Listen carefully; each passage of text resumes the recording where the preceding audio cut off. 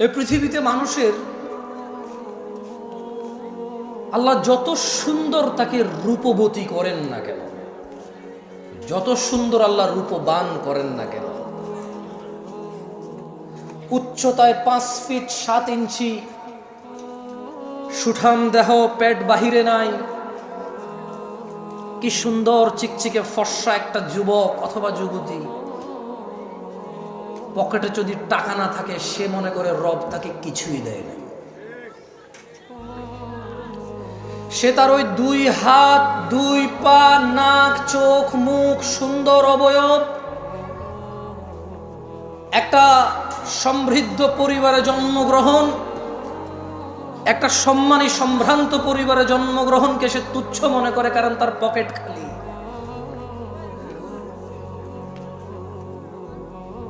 বর্তমান যুবক যুবতী, বৃদ্ধ বৃদ্ধা সবাই রিজিক মানি টাকা, রিজিক মানি ডলার, রিজিক মানি রিয়াল, রিজিক মানি সোনা দানা গয়না, দালান কোঠা, জায়গা জমি, গাড়ি বাড়ি, এর বাহিরে কোনো কিছু রিস্ক মনে করে না কেউ।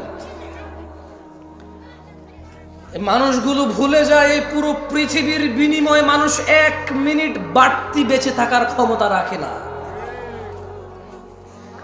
এ মানুষগুলো ভুলে যায় একটা 4 ফিট 2 ইঞ্চি উচ্চতার পুরুষ অথবা নারী এ পুরো পৃথিবীর সম্পদ দিয়ে 1 ইঞ্চি উচ্চতা বাড়ানোর ক্ষমতা রাখে না। মানুষ তার যৌবনের রিজিককে অস্বীকার করে সম্পদের সামনে তুচ্ছ করে। সে ভুলে যায় 60-70 বছরের বৃদ্ধ পুরো পৃথিবী আর পৃথিবীতে যা আছে সব কিছু ঢেলে দিয়ে যৌবন ফিরাতে পারে না। যুবক তার যৌবন নিয়ে সন্তুষ্ট না।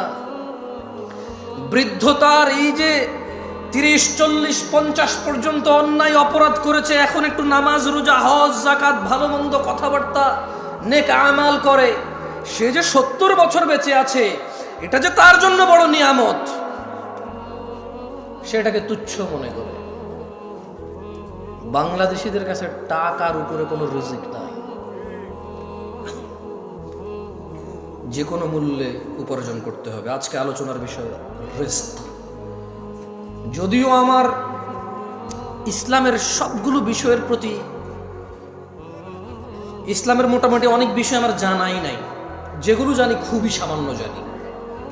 এর মধ্যে ওমা তৌফিক ইল্লা বিল্লাহ, আল্লাহ যতটুকু সামর্থ্য দেয় নিজের মতো করে কোরআন ও সুন্নাহ আপনাদের সামনে তুলে ধরার চেষ্টা করব রিজিক নিয়ে।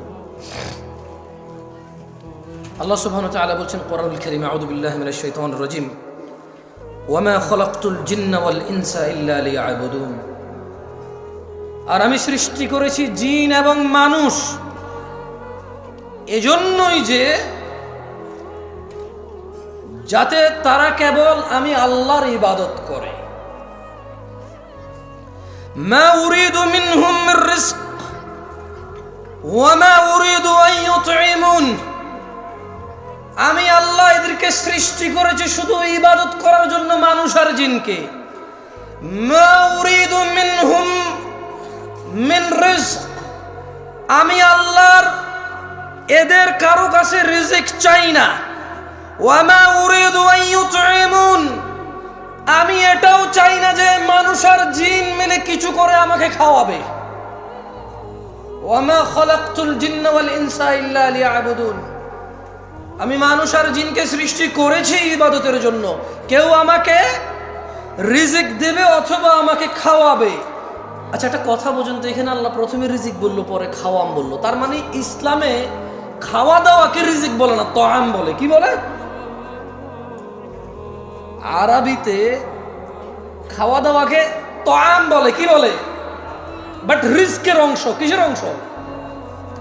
জামা কাপড়কে লিবাস বলে। কি বলে? রিজকের অংশ, কিন্তু রিজিক বলে না। মানে এটাই শুধু রিজিক। জামা কাপড়, অন্ন বস্ত্র এরকম করে স্পেসিফিক করে না।